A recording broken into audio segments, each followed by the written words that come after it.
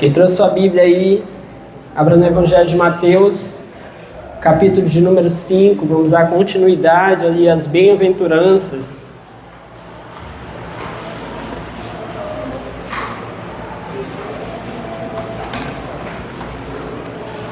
Evangelho de Mateus, capítulo de número 5.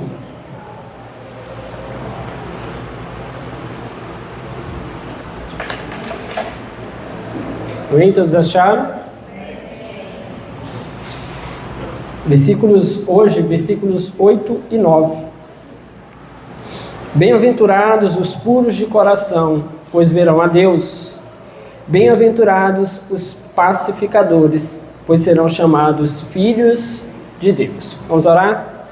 Senhor, essa é a Tua palavra e nós nos colocamos aqui em Tua presença nessa hora, pedindo ao Senhor da Tua graça, direção, favor sobre as nossas vidas, para que em nome de Jesus nós sejamos fortalecidos nessa hora, acrescidos da Tua doce presença, levados a compreender a Tua palavra, a Tua santa vontade, Senhor, a cada um de nós aqui nessa noite. Porque o Senhor conhece os nossos corações, trata no íntimo do nosso ser, trata com cada um dos Teus filhos aqui nessa noite, nos trata individualmente, também coletivamente, Senhor, nos guiando como igreja do Senhor.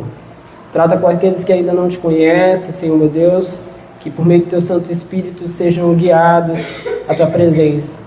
Nós oramos, Senhor, e repreendemos tudo que não presta, que não vem de Ti.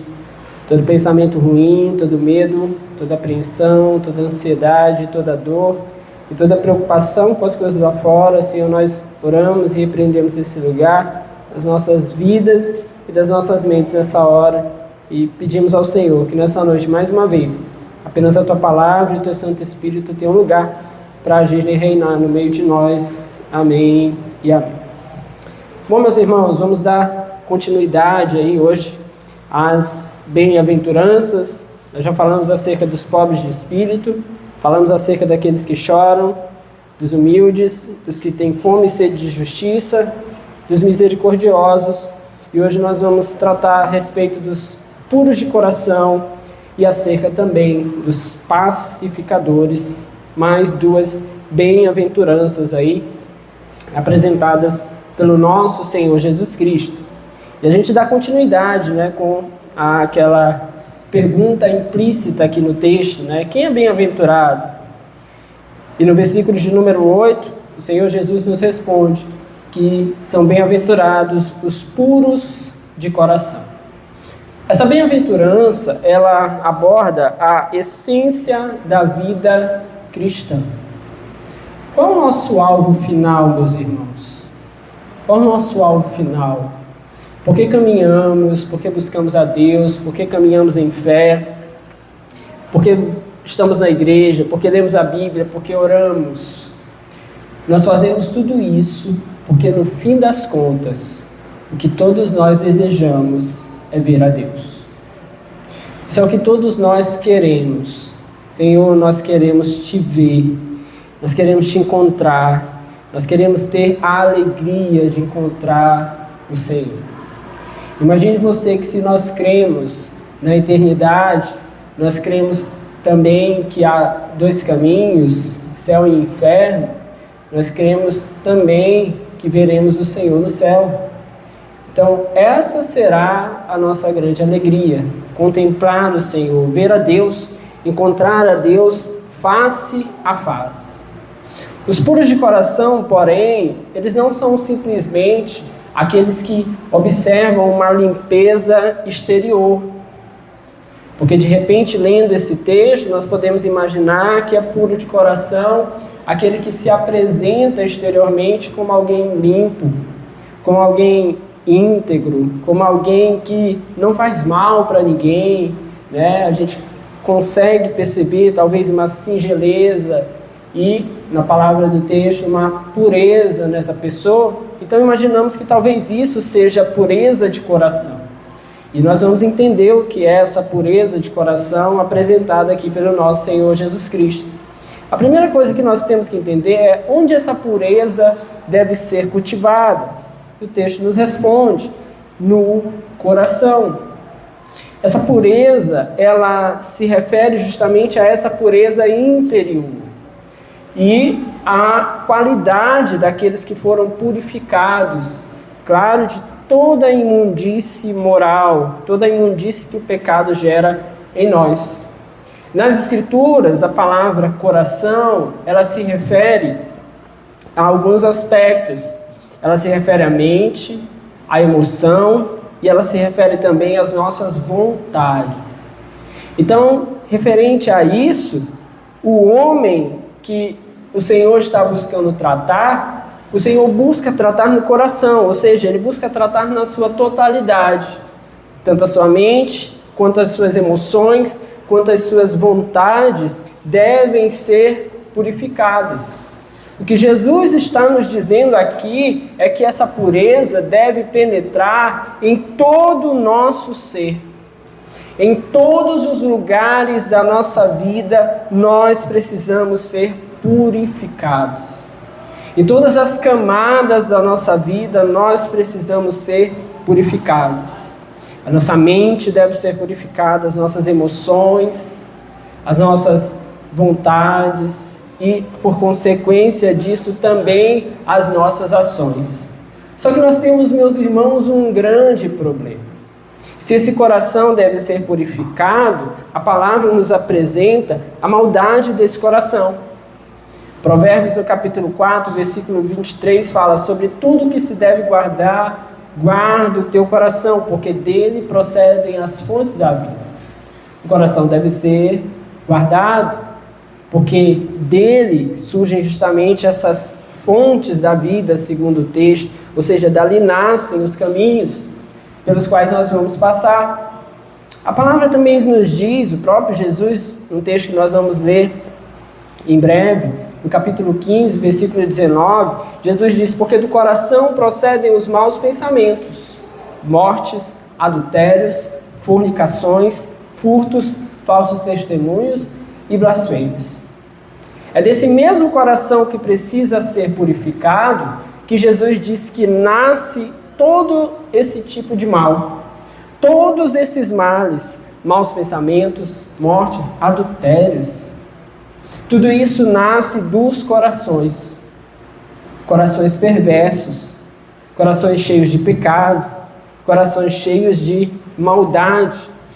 Em Jeremias 17:9 também diz que enganoso é o coração mais do que todas as coisas, e diz: ele é perverso, quem o conhecerá? O nosso coração é perverso por conta do pecado. Aqui cabe pensar acerca daquilo que os homens dizem, aquilo que filósofos, pensadores defenderam ao longo da história. Muitos defenderam ao longo da história de que o mal vem de fora. Então, se eu estou num ambiente mau, eu me torno mal. Se eu não estou num ambiente complicado, eu consequentemente me torno essa pessoa também complicada. Se eu vim de uma família difícil, eu então me tornarei alguém difícil. Se eu convivi com o crime, eu me tornarei um criminoso.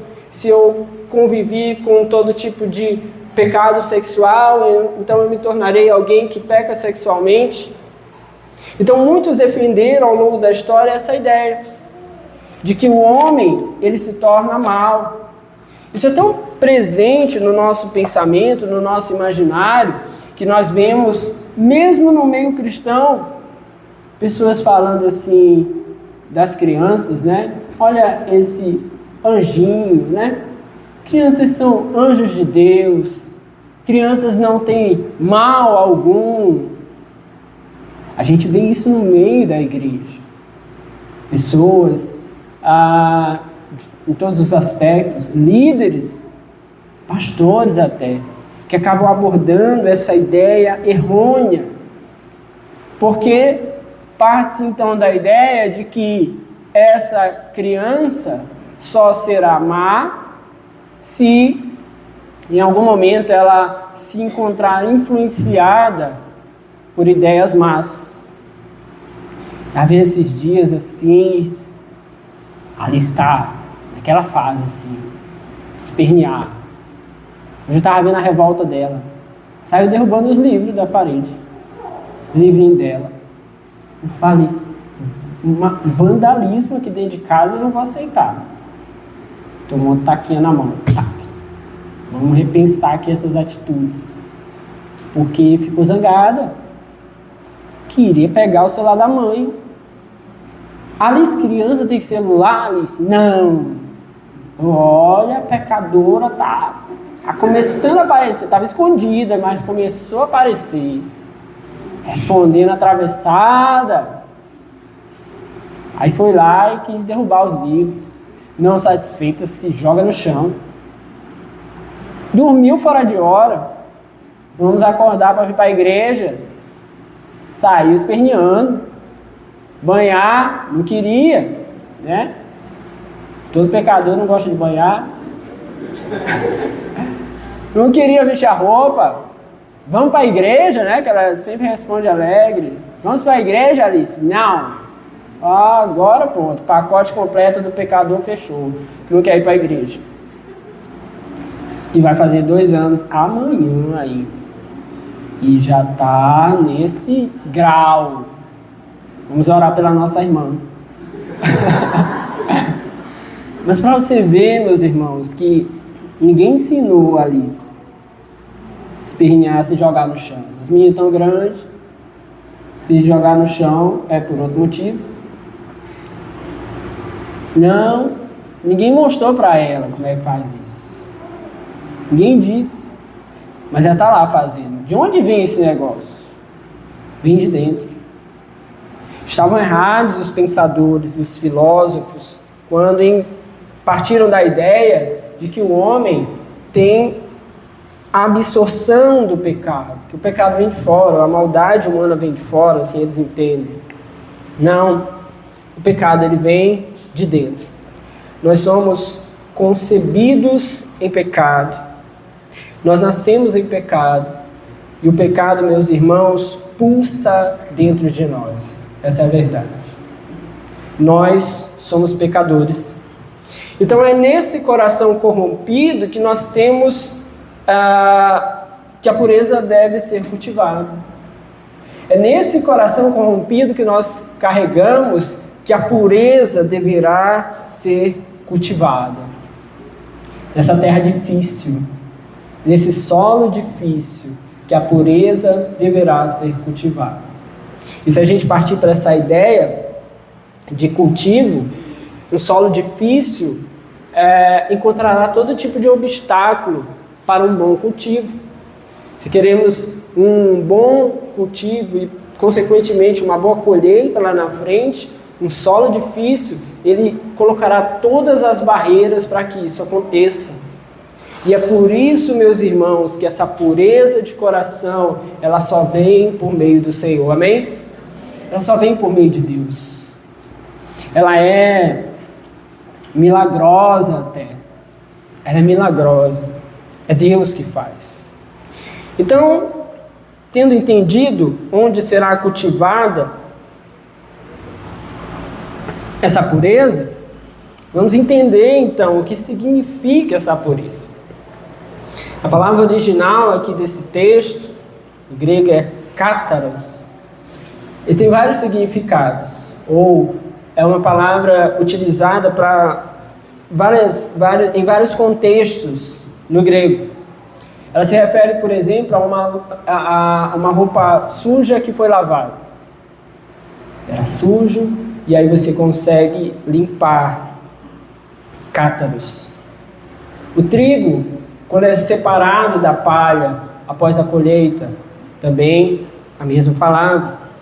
Um exército que consegue se livrar dos soldados descontentes, que estão atrapalhando ali a batalha. É a mesma expressão também. Por fim, poderia ser utilizada também para falar a respeito do vinho ou do leite na época, que não eram adulterados por água.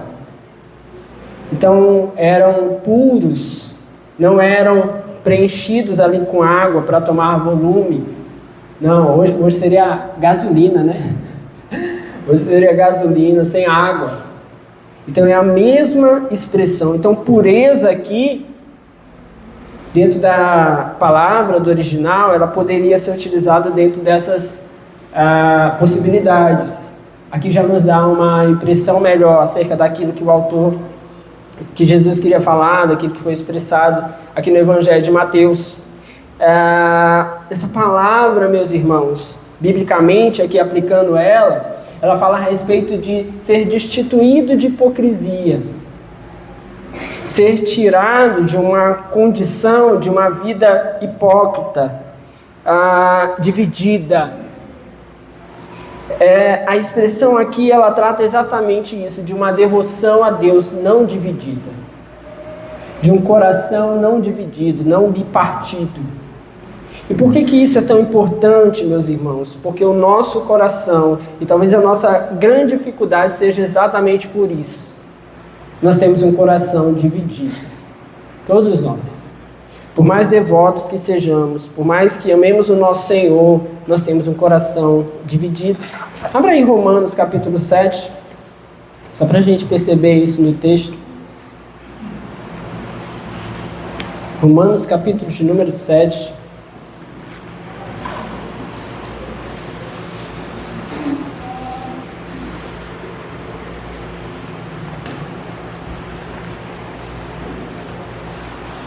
Romanos 7, versículo 22,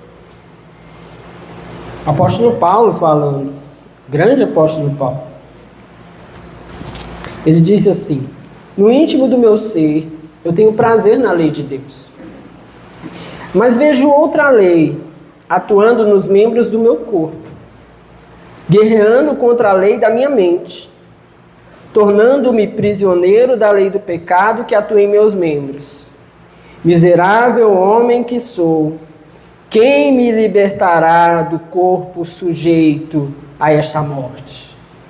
Então o apóstolo Paulo está mostrando aqui exatamente isso, o qual nós estamos falando. Ele sente que tem algo, ele diz, atuando nos membros do seu corpo. Ou seja, é algo inerente dele. Você não tem como arrancar, porque faz parte da carne, está aqui debaixo da sua pele. Ele diz, está atuando aqui em mim, e é mais interno até do que isso, quando ele diz, está aqui atuando nos membros do meu corpo, todo espaço, todos os lugares. Ele diz que isso guerreia contra a lei da minha mente. Que lei é essa que atua na mente dele? É o Evangelho, pelo qual ele foi alcançado, e que chega na nossa mente e começa a transformar as nossas ideias. Mas ele diz, tornando-me prisioneiro da lei do pecado que atua em meus membros. Ou seja, nessa guerra, ele se sente aprisionado. Por quê? Porque vai ter dias, meus irmãos, que nós, inevitavelmente, não vamos conseguir segurar e pecaremos em alguma área. E provavelmente esse dia é todos os dias. Todos os dias, inevitavelmente, a gente acaba falhando em alguma área. Uma vez uma pessoa me mandou uma mensagem dizendo assim, pastor, eu estou muito triste. Estou muito triste porque eu me segurei muito tempo e não consegui explodir.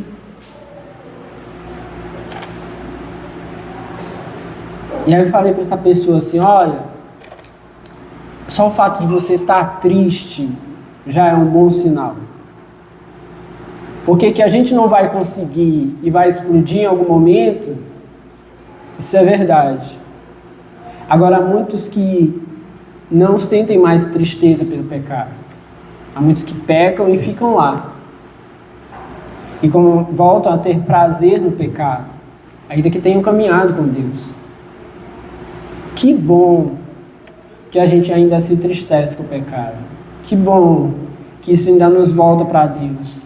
Que bom que faz com que a gente sinta um pouco de vergonha de Deus, ainda que a gente tenha que superar essa vergonha para poder chegar diante de Deus novamente e dizer, Senhor, eu estou aqui de novo para me arrepender dos meus pecados.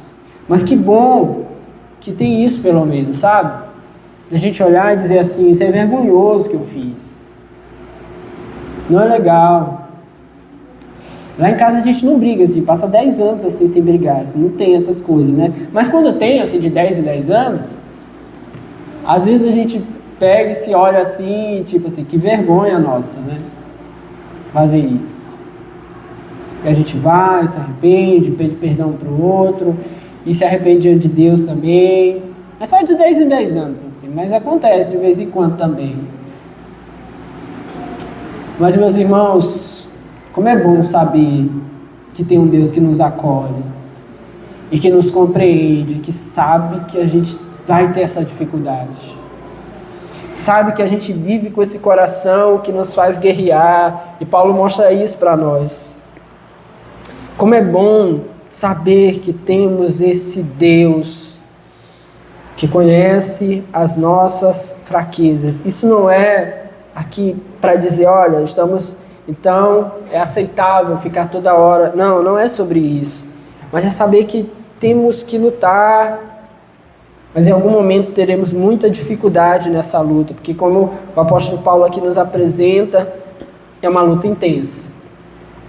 É uma luta intensa. Mas voltando lá ao texto, é justamente sobre isso que Jesus está falando. Essa pureza, ela deve existir nesse coração. E agora esse coração começa a ser transformado e nós temos uma vida agora que não se deixa mais levar por esse duplo padrão. Então, usar o termo aqui acho que da psicologia, né? A questão da bipolaridade. O bipolar, ele vive as duas expressões de boa. Qualquer que sejam as duas expressões que ele tenha na vida dele. Vamos usar aqui a ideia do pecado e de uma vida santificada. Ele iria lá pecar e, beleza, viver o pecado e para ele está super tranquilo. E agora ele volta e vai viver a outra vida e viver super tranquilo também. Só que nós não vivemos mais esse duplo padrão. O coração purificado, ele vive agora, sabendo que ele tem essa dificuldade, mas ele entende que ele não quer essa vida de pecado. Ele entende que ele não aceita isso, que ele precisa de Deus o ajudando para transformá-lo. É assim que ele caminha. Não quero, luto contra, busco a Deus. E então começa a vencer no meio dessa dificuldade. Por mais que uma parte dele queira adorar a Deus e a outra parte queira tudo diferente, essa parte que quer adorar a Deus, guiada pelo Espírito, o constrange sempre que ele peca. O constrange quando ele falha e o leva ao arrependimento mais uma vez. E assim nós devemos seguir. Nós podemos então entender essa bem-aventurança como algo assim. O pastor Hernandes Dias Lopes, ele traduz essa bem-aventurança, né? Respeitando o texto, ele diz assim: bem-aventurado é o homem cujas motivações são sempre íntegras e sem mescla de mal algum, porque esse é o homem que verá a Deus. Então as suas motivações passam a ser íntegras. Nós passamos a ser guiados pela palavra de Deus, amém? Essa é a pureza de coração. Não é um coração perfeito. Não é um coração que não vai ter nenhuma maldade. Porque nós temos um coração cheio de maldade. Mas é um coração que agora ele é guiado pela palavra de Deus. As suas decisões são purificadas. As suas ideias e os seus pensamentos são tratados por Deus. Seus desejos são íntegros porque Deus o está guiando. Esse é o puro de coração. E qual a recompensa então desse puro de coração? O texto nos diz: bem-aventurados os puros de coração, pois verão a Deus. Essa é a gloriosa recompensa dos puros de coração. Interessante que esse verbo aqui original, ele é no grego que eles chamam de futuro contínuo. Ou seja, está no futuro, mas já é. Ou seja, eles verão a Deus não apenas um dia. Eles estão vendo, continuarão vendo e verão para sempre Deus. Então os puros de coração não verão a Deus apenas um dia quando estiverem no céu. Eles estão vendo Deus agora. Eles veem Deus no cuidado com eles todos os dias. Eles veem Deus no favor com eles todos os dias. Ele vê Deus os amparando. Ele vê Deus os guardando. Ele vê Deus os livrando do mal. Ele vê Deus guardando esses corações, tirando eles do caminho do pecado. Os puros de coração veem Deus continuamente. Como é bom, meus irmãos, poder contemplar Deus, a sua direção. Como é bom poder contemplar esse favor de Deus. Eles verão a Deus agora, no meio da caminhada, e verão a Deus para sempre. Verão a Deus por meio da fé, mas um dia verão a Deus face a face. E conseguirão chegar justamente àquilo que todos nós queremos. Como começamos aqui. Queremos ver a Deus. E verão Deus face a face. E isso é maravilhoso. Porque de todas as glórias que o homem pode ter, meus irmãos, certamente a maior delas é poder ver a Deus. Nem se compara com nenhuma glória aqui desse mundo. Não se compara com nada do que o homem tem aqui nesse mundo. Hoje mesmo eu olhei um vídeo de um jogador, até anotei o nome dele, chama Ramon Sousa. Ele é do Talleres da Argentina. Ele conseguiu classificar o time dele esse ano para a Libertadores. Eu acho que eles estavam na fase que eles chamam de pré-Libertadores, e agora eles vão para a fase de grupos. E ele fez o gol que garantiu o time na Libertadores. Gente, você tem que olhar o vídeo assim. A torcida começou a cantar o nome dele no estádio, já próximo do final do jogo. E ele começou a chorar em campo assim. Tipo, talvez as mulheres não entendam, mas o sonho de todo homem em algum momento é ser jogador de futebol. E eu não consegui por causa das drogas. As drogas das minhas pernas que não acertavam a bola. Só uma piada. Mas todo homem queria ser jogador de futebol. Todo homem. Eu lembro que treinava no time, o time do Gedan era tipo um bloco afro, eles tinham os trabalhos sociais, e aí entre os trabalhos sociais eles tinham um time de futebol. Aí eu não sei se você lembra a época que ali onde hoje é o sambódromo ali, aquela área ali, tem a pracinha, ali tinha vários campos de areia. Vários campos de areia. A gente ia lá pro Parque Bom Menino, lá que se encontrava o pessoal. Aí o técnico botava a gente para calçar chuteira, meião, caneleira, tudo. Aí a gente ia correndo, ele botava a gente para correr de chuteira. Esse cara é doido. Agora eu sei que ele é doido, né? Mas na época ele era o técnico, então... Aí ele botava a gente para correr de chuteira. A gente ia correndo até lá nessa área ali do anel viário ali. Aí jogava assim, eu me lembro que era tipo horário de 10h30, 11 horas, sol lascando. Aí pegava o sol na cabeça, campo de areia, a gente chuteira, caneleira, e aí treinava isso todo final de semana. Às vezes tinha treino no meio da semana. Pra quê? Pra ser jogador de futebol. Podia ter estudado, né? Gastado meu tempo mais estudando mais, né? Tinha passado um concurso melhorzinho. Enfim. Mas por que fazem isso? Porque querem ser jogador de futebol, porque é o sonho, porque pode tirar a família da miséria para muitos. E correm atrás desse sonho. E quando algum chega, e os que chegam, por mais que pareçam muitos, né, são poucos, diante do universo daqueles que querem estar ali, e de repente você poder classificar o seu time e ver a torcida gritar o seu nome, eu fiquei pensando, gente, isso deve ser demais. Demais. Demais. Mas você imagine que essa maior emoção de um homem, sexo masculino, que eu estou me referindo, não se comparará nem de longe com o dia que nós encontrarmos o nosso Deus na nossa frente. E nós vamos ter essa alegria, amém? Nós vamos olhar Deus face a face. Vai ter valido toda a dor, todo empenho, toda dedicação, toda vez que a gente calou, tudo que a gente se negou nesse mundo, vai ter valido tudo a pena, meus irmãos, porque estaremos diante de Deus. Nada nesse mundo se compara com a glória que há de ser revelada.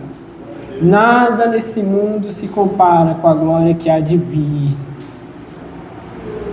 Nada se compara. Os puros de coração verão a Deus. Os puros de coração verão a Deus. E nós precisamos ter isso em nossa mente. Nós precisamos ter isso em nossa mente. Esse desejo ardente. Sabe quando esse nosso coração dividido tentar nos tirar do caminho? Lembre-se do prêmio. Os puros de coração verão a Deus. Todas as vezes que esse nosso coração perverso e pecaminoso tentar nos atrapalhar, lembre-se do prêmio. Os puros de coração verão a Deus. Lembre-se do prêmio e continue com o Senhor. Lembre-se do prêmio e persevere. Lembre-se do prêmio e não abandone o seu Deus, porque os puros de coração verão a Deus. Os puros de coração verão a Deus. E essa será a nossa grande recompensa. Essa será a nossa grande alegria. Os que não são puros de coração, por consequência, não verão a Deus. A Bíblia nos mostra isso. Em Hebreus 12, 14, fala que nós precisamos de santificação. Porque sem santificação ninguém verá o Senhor. Os puros de coração verão a Deus, mas aqueles que não são e que não se santificaram não verão o Senhor. Aos que têm caminhado distante de Deus, que ainda não se renderam aos pés do Senhor, ainda há tempo de se lançarem diante de Deus, de se arrependerem de seus pecados, para que possam um dia também ver a Deus. Ainda há tempo daqueles que estão longe, daqueles que não amam o Senhor, se arrependam e se lancem diante de Deus, para que Ele os perdoe e os salve, para que vocês também vejam a Deus.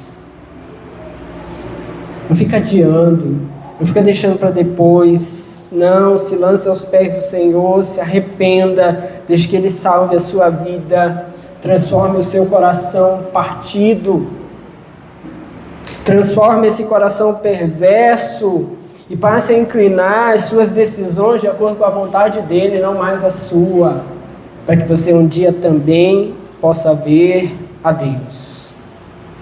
E essa é a recompensa, meus irmãos. Essa é a recompensa. Partindo para o próximo, a próxima bem-aventurança, o versículo de número 9 diz que bem-aventurados são os pacificadores, pois esses serão chamados filhos de Deus. O pecado do homem interrompeu a paz que Deus havia estabelecido no Éden. Mas a morte do Senhor Jesus na cruz do Calvário fez com que Ele tornasse para nós, devolvesse para nós a paz. Nós temos em paz com Deus. Por isso, um dia, o príncipe da paz retornará para estabelecer plenamente um reino eterno de paz. Então, a paz plena foi interrompida pelo pecado. Jesus veio ser a paz, a nossa paz, e um dia Ele voltará para estabelecer plenamente um reino de paz. A paz, tem muitas referências na palavra de Deus, tem mais de 400 referências na palavra a respeito de paz. A Bíblia nos diz que Deus é um Deus, é o Deus da paz. Filipenses fala isso, na carta de Paulo aos Filipenses. Ele é o Deus da paz. Mas infelizmente nós não vemos paz nesse mundo. Quando nós olhamos ao nosso redor, nós não conseguimos enxergar essa paz. Isso ocorre, mais uma vez, por conta do pecado e da oposição de Satanás. Satanás trabalha para que não haja paz. Satanás trabalha para distanciar os homens da paz verdadeira, levando os homens à desobediência. Perceba quantas conferências já existiram para tentar encontrar um caminho de paz para o mundo. Quantos congressos, quantas reuniões, quantos encontros de líderes para tentar encontrar um caminho de paz para o mundo. Em 1945, depois da Segunda Guerra Mundial, tentando encontrar justamente o caminho para que não houvesse mais guerras no mundo e para que as futuras gerações pudessem se estabelecer em um tempo de paz, foi criada então a Organização das Nações Unidas, a ONU. Ela foi criada com esse sentido, com essa ideia de tentar não ter mais guerra, estabelecer um caminho de conversas para que não houvesse mais guerras. Deixou de ter guerras? Não. A ONU consegue parar as guerras? Não. Recentemente foi encontrado lá em Gaza um túnel do Hamas, grupo terrorista, por debaixo de um dos prédios da ONU. Como uma instituição dessa pode estabelecer um caminho de paz? Com gente de coração corrompido, com gente perversa, com gente má lá dentro. Não tem como, meus irmãos. O homem ele está constantemente em guerra. E mais do que as guerras entre países, entre nações, o homem está em guerra com Deus. O homem está em guerra consigo mesmo, com o próximo e com a natureza. O homem vive em guerras constantes. Enquanto o príncipe da paz não for o Senhor, não reinar no coração dos homens, o homem continuará em conflitos. Não tem como o homem ter paz sem Deus. Então, o que é essa paz? O que é essa paz tão perseguida? Nós precisamos primeiro pensar o que não é a paz. É importante pensar sobre isso. Nós temos alguns pensamentos equivocados a respeito de paz. Nós vamos ver isso aqui. Primeiro, a paz verdadeira, ela não é como a paz do cemitério. Já foi no cemitério, assim, fora daquele momento, assim, que está chegando um corpo, que está chegando alguém para ser enterrado, que as pessoas falam ou cantam. Já teve, assim, né? Já foi roqueiro, assim, foi visitar o cemitério. Conheço um conhecido pastor, quando ele era roqueiro, ele ia nos cemitérios. Vá ao cemitério e você verá uma aparente paz. Pessoas estão mortas, não podem mais fazer nada. Então, aparentemente, aquele ambiente é um ambiente de paz. Por quê?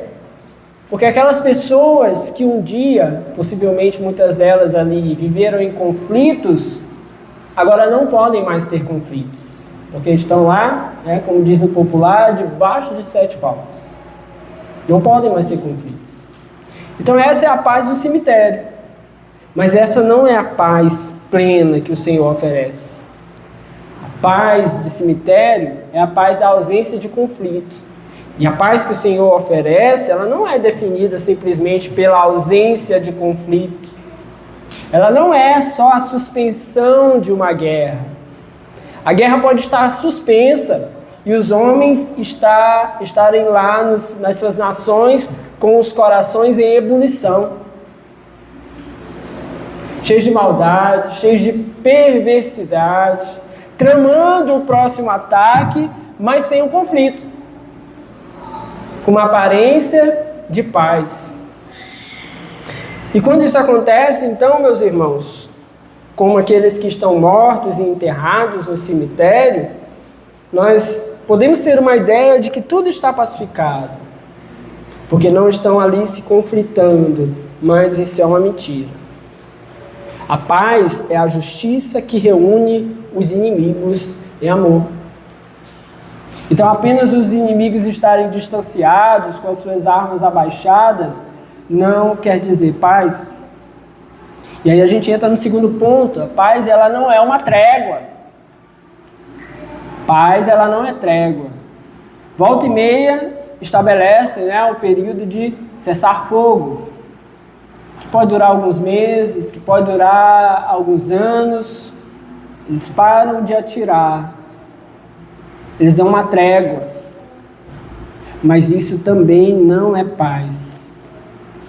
A trégua é isso, é baixar as armas por um tempo, mas a paz verdadeira, meus irmãos, ela vem quando a verdade é conhecida. E quando a verdade é conhecida e joga a luz sobre os problemas, sobre os conflitos, eles são resolvidos. E aqueles que antes eram inimigos passam a se aproximar novamente. Passam a viver de fato em paz. Eles voltam a se abraçar. Enquanto só há uma trégua, um cessar-fogo, não há paz. Qualquer coisinha pode lançar fogo a uma pólvora que estava ali parada. Tudo pode explodir novamente. O que nós vimos ali recentemente nesse conflito na faixa de Gaza. Uma atitude de um lado que provocou uma explosão de todo o conflito novamente. Tomando ali então agora grandes proporções. Terceiro ponto, a paz ela não é a fuga do confronto. Tem gente que acha que estar em paz é se esquivar do confronto. Estou com muita raiva desse meu irmão, mas eu escolhi viver em paz, não vou olhar mais na cara dele. Olha, ótima saída, hein? Só que não. Vou viver em paz, não vou olhar mais na cara do meu irmão. Vou mudar de igreja porque não quero mais ouvir falar no nome dele. Vou excluir no Instagram, vou bloquear no WhatsApp e agora eu vou viver em paz. Isso não é paz. É fugir do confronto. Pode ter um tanto de sabedoria por um tempo? Sim. Às vezes a situação está muito tensa. E tocar nos assuntos, encontrar, talvez possa gerar, fazer com que o problema não pare de jeito nenhum. Então, às vezes tem um quê de sabedoria em fugir do confronto por um momento. Mas não se engane, isso não é paz. Fugir do confronto não é paz. E por que isso não é paz? Porque a paz bíblica, meus irmãos, ela não se esquiva do confronto. Pelo contrário, ela teve um alto preço. Jesus pagou esse alto preço. E para pagar esse alto preço pela paz, ele não fugiu do confronto. Ele entregou-se a si mesmo, custou o seu próprio sangue naquela cruz. Jesus não disse, olha, eu vou trazer a paz ao mundo, e aí para isso deixa eu ir embora, porque aqui está aqui os judeus querendo me pegar, está aqui os romanos dando pano para manga, então eu vou para o outro lado.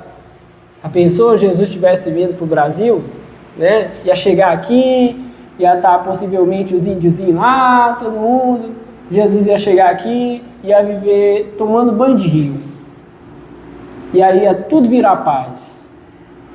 Não. A paz exigiu o preço de Jesus ir até a cruz, ser levado até a cruz, ser morto. Então a paz, ela não compreende simplesmente fugir do confronto. Fugir do confronto, meus irmãos, é proclamar paz onde não há paz. E aí, cadê você? O fulano de tal lá, se resolver? Não, está tudo em paz. Não tem paz, você só nunca mais encontrou com a pessoa. Vocês só nunca mais tocaram no assunto. Vocês não resolveram, seguiram a vida e estão dizendo que tem paz. Não. Isso é dizer que há paz onde não há paz. Quem faz isso? Os falsos profetas. Eles dizem que há paz onde não há paz. A verdadeira paz, ela resolve e ela supera os problemas. Ela precisa ter solução, por mais que aquilo seja conflituoso, seja complicado. E ela precisa trazer uma superação daquele problema. Depois de resolvido. A quarta coisa sobre o que não é paz. A paz não é o sacrifício da verdade. Tem gente que supostamente vive em paz sacrificando a verdade. Então, eu não quero problemas, sei lá, eu tenho um amigo que ele é homossexual, então eu quero viver em paz com ele. Ele é muito meu amigo, mas eu nunca vou confrontá-lo, eu nunca vou me mostrar contrário à sua posição. Eu tenho um amigo que ele era da igreja, mas ele se afastou e agora está vivendo lá no mundão. Então eu vou até dar like agora nas fotos dele, quando ele postar lá no show da vida, né? Que ele passou o carnaval no show. Então eu vou até dar like lá, porque aqui eu quero paz.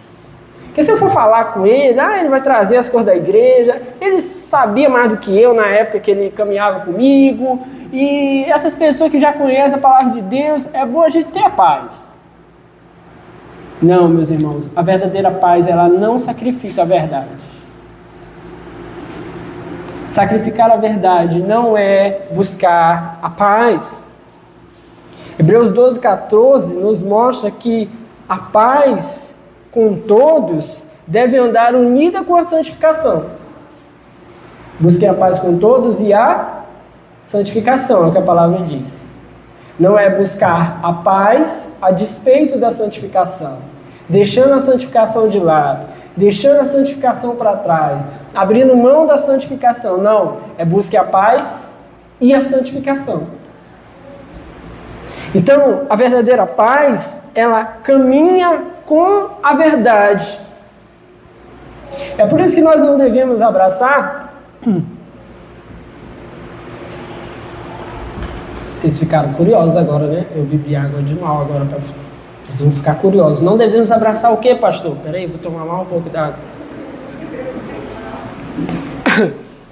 Agora vai a pedrada. Nós não devemos abraçar o ecumenismo. Você já ouviu falar disso?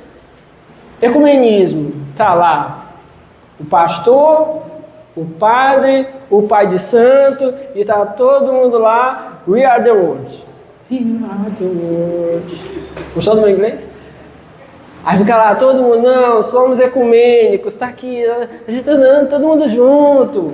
Todo pastor que você vê assim abraçando o ecumenismo, filho de Satanás. Pode pesquisar depois a vida dele, você vai encontrar adultério, fornicação, vai encontrar, tá roubando a igreja. Pastor que fica com esse papinho de ecumenismo, não, tá aqui de lado, aqui ó, pai de santo, aqui, mas a gente anda junto. É tudo pelo bem das coisas. Fuça bem que você vai encontrar. Fuça bem que vai encontrar. Porque a verdadeira paz, meus irmãos, ela não sacrifica a verdade. Ela não sacrifica a verdade. E a verdade é há um só Deus e um só Senhor. Há um só Deus e um só Senhor. Luz não se mistura com trevas. A gente vai conviver, vamos falar, vamos tratar dos assuntos de ordem social, mas na hora que as coisas sinalizarem a ideia de o meu Deus, ok, mas tudo bem você ter um outro Deus, está errado. Está errado. Ecumenismo é obra de Satanás, porque a paz, ela não sacrifica a verdade. O que é então a paz, de fato, biblicamente? A paz é justamente esse estado de harmonia com Deus, onde nós temos paz com Deus, e uma vez que temos paz com Deus, conseguimos ter uma paz conosco, porque se temos paz com Deus, preste atenção nisso. Nós falamos agora há pouco do nosso coração pecaminoso, e realmente é muito difícil isso. Ter que confrontar o fato de que nós somos pecadores. Mas quando temos paz com Deus, não é que nós agora, tá tudo bem porque nós pecamos. Não, mas nós temos segurança no Senhor. Nós temos segurança em Deus. Sabemos que pecamos, mas nos voltamos a Deus em arrependimento, porque sabemos que Ele nos perdoa. 1 João nos mostra isso muito claramente. Nos voltamos para Ele, sabemos que temos um advogado, nosso Senhor Jesus Cristo. Então nós temos paz com Deus e conseguimos ter paz conosco, apesar dos nossos pecados. Então essa paz é essa harmonia com Deus, consigo mesmo e consequentemente com o próximo. Porque agora, em relação ao próximo, eu vou buscar viver não as minhas vontades, mas aquilo que é a vontade de Deus. E tendo entendido então o que é a paz, o pacificador agora é aquele que, estando em paz com Deus, ele busca anunciar o Evangelho, esse Evangelho da paz. Ele estando em paz com Deus, ele tendo compreendido essa verdade do Evangelho, que é a paz, ele vai buscar então anunciar a palavra de Deus. Ele carrega o ministério, Paulo chama de ministério da reconciliação. O Evangelho que faz com que as pessoas se reconciliem com Deus e uns com os outros. Ele busca então ser o embaixador de Deus, levando o Evangelho. Amém? Você entendeu isso? Aquele que compreendeu essa paz, ele pode ser então, ele está habilitado a ser esse pacificador, a levar essa paz aos homens. Ele deseja que os homens se reconciliem com Deus e uns com os outros. Não dá, meus irmãos, para você querer que alguém se reconcilie com Deus sem se reconciliar com o outro. Não dá. Não dá. Nós buscamos a reconciliação com Deus e a reconciliação com o outro. E quando nós estamos falando de reconciliação com o outro, preste bem atenção aqui, para você não cair numa armadilha. Quando a gente fala de reconciliação com Deus, beleza, Deus é perfeito. Os homens não, nós somos pecadores. Então, quando nós falamos de reconciliar-se com o outro, nós estamos falando dentro da perspectiva de haver uma restauração espiritual em ambas as partes. Não é você querer forçar que alguém se aproxime novamente de alguém que, movido pelos seus pecados, só fará mal ao outro. Isso é falta de sabedoria. Te aproxima, caminha junto, escuta alguém que está ali movido pelos seus pecados. Não. Mas com essas pessoas é possível viver esse pensamento de levar o Evangelho, de levar esse ministério da reconciliação com Deus. Então, precisamos ter esse cuidado. Não é uma forçação de barra. Mas se houver espaço para que ambas as partes se conectem com Deus e façam a vontade do Senhor, isso é fundamental. Isso é algo que preciso muito no ministério. Todo pastor, todo aquele que discipula, que ensina, ele precisa muito no ministério. Porque as pessoas são cheias de si, nós somos cheios de nós mesmos. Então, quando você vai tratar com alguém que teve algum problema com outra pessoa, ninguém chega para você dizendo assim: olha, estou aqui vindo conversar porque eu que estou todo errado, eu que fiz a besteira, e eu estou te procurando aqui, pastor, porque sabe como é que é, né? E me ajude aí, que eu quero só falar com meu irmão, minha irmã, para resolver. Não, ninguém chega. Todo mundo vai mostrar a sua perspectiva. Todo mundo vai mostrar o seu lado. Eventualmente, vai ter só um lado errado. Outras vezes, os dois estarão errados. E cabe então a nós, nesse ministério, olhar para cada um dentro da perspectiva da palavra de Deus, buscando, primeiro, uma reconciliação de cada um com Deus. Ou seja, as duas partes buscando encontrar em Deus arrependimento e mudança. Ó, aqui você está errado. Aqui, ó, você está errado aqui. E uma vez que os dois lados encontrem essa restauração com Deus, buscar então essa reconciliação entre si. Dos homens com os homens, você entendeu isso? Então é papel do pacificador fazer isso. Qual o problema muitas vezes conosco? É que às vezes a gente faz como se fosse time de futebol ou política no interior. A gente toma partido de um lado, abraça um lado, tudo que vem do outro lado já não presta mais. e a gente passe a acirrar os ânimos. A pessoa discutiu qualquer coisa. No outro dia, você está junto de uma das pessoas que já conversou com você, ou que você tem mais proximidade. Entrou o outro na igreja. Aí, tá vendo como nem te olhou? Tipo, nem tem nada a ver, não tem a ver com o que foi o assunto, você já vai agravar o negócio. A pessoa não ia nem prestar atenção. Às vezes o outro é só estrábico. Olhou para o outro lado, mesmo que o olho que apontou para o outro lado. Mas você vai lá e diz assim, não, aí tá vendo, não olhou para ti, isso já é por conta daquela coisa, E a gente vai piorar as coisas. O pacificador não. O pacificador, enquanto ele está tentando restaurar, se ele pode falar com um, tratar com um, ele trata com um, se ele pode com os dois, ele faz com os dois. Mas o pacificador, quando o outro diz assim, tá vendo aí, eu nem me olhou, diz, deixa disso, irmão, mesmo. Deixa disso, o irmão estava desatento, não foi por isso não. Às vezes pode até ser, mas a gente não tem bola de cristal, meus irmãos. A gente não lê mente. Pode até ter sido, mas se a gente não tem provas disso, não tem como, continua tratando só aquilo que precisa ser tratado. E se houver a oportunidade de tratar outras coisas, ajude, trate, colabore, contribua com isso. Mas tome muito cuidado. Tome muito cuidado. Nós fomos chamados a ser pacificadores. Amém? A entender essa paz de Deus, viver essa paz de Deus e levar essa paz de Deus às pessoas.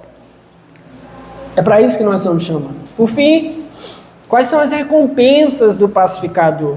O texto nos diz, bem-aventurados, né? Já é alguém de muita alegria, porque é um bem-aventurado.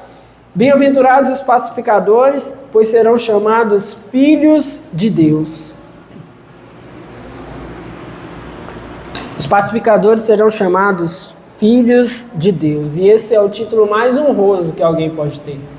Nenhum título dessa terra, meus irmãos, é maior do que poder ser chamado filho de Deus. Pastor, apóstolo, presbítero, não sei o que eles gostam de nome aí, título. Filho de Deus. Não há nenhum título maior do que isso. Não há honra maior, o homem maior do que essa. A coisa mais honrosa que nós podemos ter é sermos chamados filhos de Deus. E os pacificadores serão chamados filhos de Deus. A Bíblia nos mostra que os filhos de Deus são preciosos para Ele. A palavra nos diz que são os filhos de Deus como a menina dos seus olhos. Aquela região mais sensível que nós protegemos com tanta rapidez, porque sabemos que não pode ser machucada. Assim são os filhos de Deus. Somos feitos vasos de honra, a palavra diz. Os filhos de Deus são feitos vasos de honra, não mais de desonra, mas agora de honra nas mãos do Senhor. A palavra nos diz que nós nos tornamos herança de Deus. Herança de Deus. Ou seja, algo de valor nas mãos dele. Quando nós somos feitos filhos de Deus, meus irmãos, nós recebemos o título mais honroso que qualquer pessoa pode ter. Mas não são todas as pessoas que são filhas de Deus. Nós somos levados, por meio do Senhor Jesus Cristo, a sermos filhos de Deus. Ele que é o primogênito, Ele que é o unigênito, nos torna agora filhos de Deus também. Ele se faz nosso irmão e nos faz irmãos uns com os outros. E como isso ocorre? Por meio daquilo que a palavra também chama de adoção. Nós somos feitos filhos de Deus por adoção. E o que é essa adoção? Tem alguns aspectos aqui da adoção, só para a gente não entrar tão muito profundo aqui, mas alguns aspectos que são importantes sobre essa adoção. Primeiro, é que a adoção, ela concede a capacidade da transferência de alguém de uma família para outra. Alguém que é adotado, ele é transferido de uma família para outra. Nós éramos filhos do diabo, e somos feitos então filhos de Deus pela adoção. Nós éramos filhos da ira, somos feitos agora filhos do Senhor, somos feitos seus filhos. Nós éramos escravos e agora somos feitos livres por causa da adoção. Nós saímos de uma família e mudamos para outra. Nós saímos de uma família de dor, de sofrimento, de pavor e passamos a uma família de cuidado, de amor. E assim então nós somos transferidos a essa família de Deus. A adoção, meus irmãos, nos desobriga das leis que nos eram impostas em uma antiga família. A gente sabe que toda família tem a sua, vamos dizer que a sua forma de ser, sua forma de tratar. Então, de repente, tem coisas que você viveu que eu não vivi na minha família. Porque cada família tinha determinadas imposições. Minha mãe nunca me cobrou, assim, por exemplo, em estudar. Eu tinha que pegar lá e correr atrás. Mas na minha família agora, nós com os nossos filhos, nós estamos ali no pé, cobramos, acompanhamos, estamos atentos. Então cada família tem o seu aspecto. Então quando você sai de uma família a outra, por meio da adoção, aquilo que era obrigação em uma família, não necessariamente agora é uma obrigação na outra família. Nós fomos libertos do império das trevas. Nós vivíamos uma família de trevas por conta do pecado. Nós vivíamos debaixo de imposições que o pecado colocava a nós. Agora, fazendo parte da família de Deus, por meio da adoção, nós estamos debaixo da lei de Deus, da vontade de Deus. Tem muita gente que acha que quando está na vida de pecado, ela se sente livre. Não, ela é alguém submetida às leis do pecado. Ela não consegue não pecar. Ela não consegue dizer não ao seu pecado. Eu sou livre, eu posso beber quando eu quiser. Não, você é escravo da bebida. É por isso que você vai para lá e torra seu dinheiro. Eu sou livre, eu posso ficar quantas mulheres eu quiser. Não, você é escravo, porque você não consegue rejeitar isso. Você não consegue dizer não. Você é um escravo, você está debaixo da lei dessa família do pecado. Mas em Cristo nós estamos debaixo da lei da família de Deus.